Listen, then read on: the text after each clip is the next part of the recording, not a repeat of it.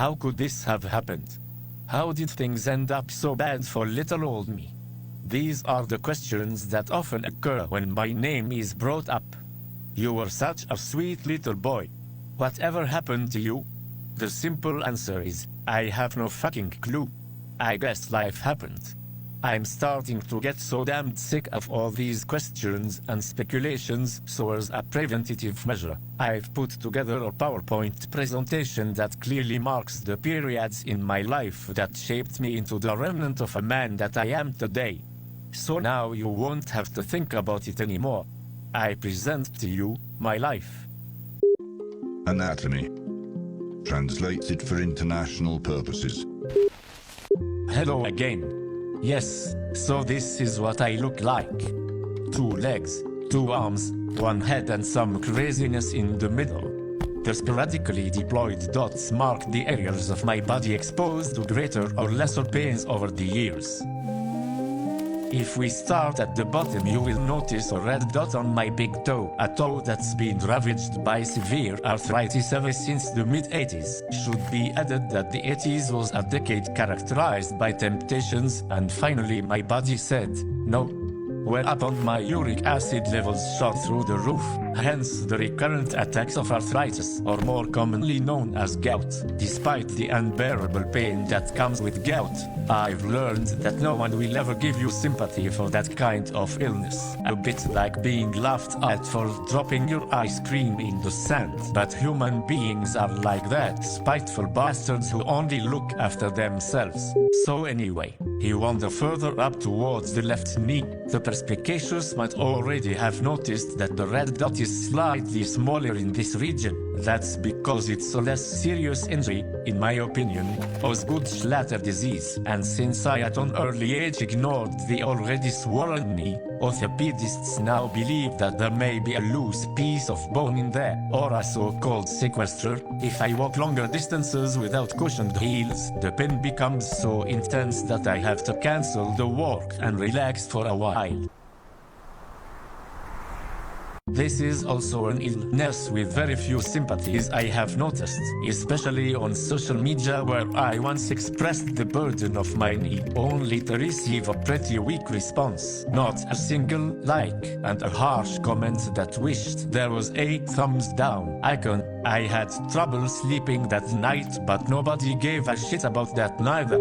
So anyway, just like Christopher Columbus, we steer our ship north and end up at the right side of the groin. The apostrophe indicates that the tensions in this area are fixed. Previously there was a weakening of the abdominal wall that led to inguinal hernia.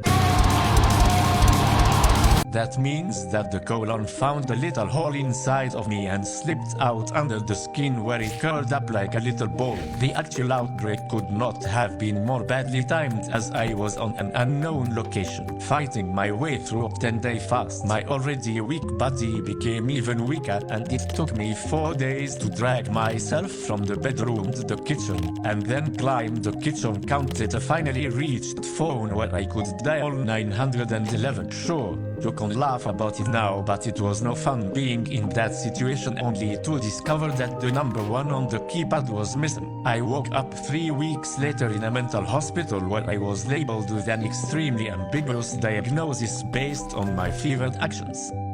A clear indication that I wouldn't find any sympathies here either. It makes me wonder, what the hell is the world coming to? So anyway, we have now reached the stomach. This imaginative jumble of tubes and cables. First impression tells me that someone took a long shot and missed. I have struggled with bloating for a long time, and have passed gas in the most unsuitable places.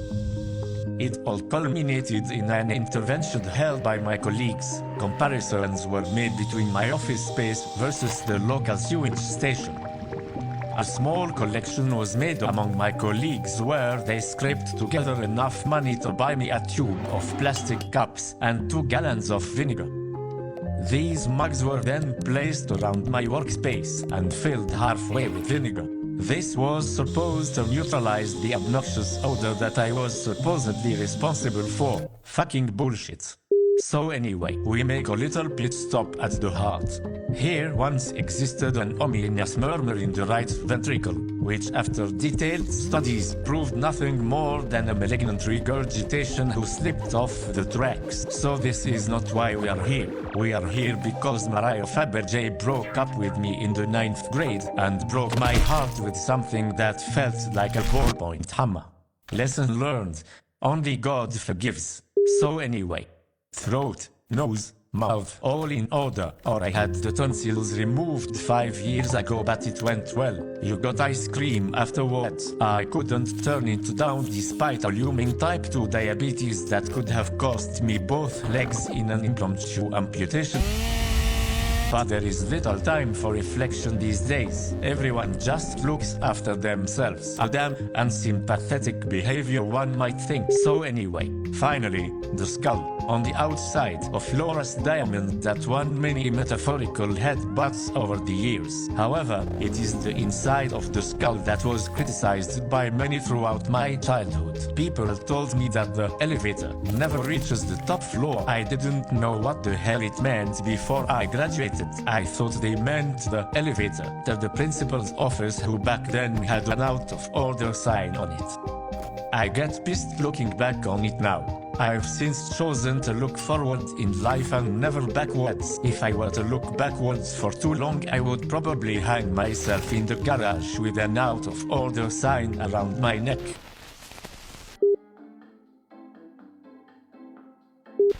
I had a difficult time back then to even socialize with more than 3 people in the same room. I had to get proper shit-faced. I started drinking enormous amounts of alcohol to curb my bad self-esteem. I drank in the morning, at noon, and in the evening, 7 days a week, which brings us back to square one, the gout. Sympathy still shines with its absence. Salute. Eine kurze Animationsfilm von Patrick Eckley und Klanggestaltung und Musik von Björn Baumann.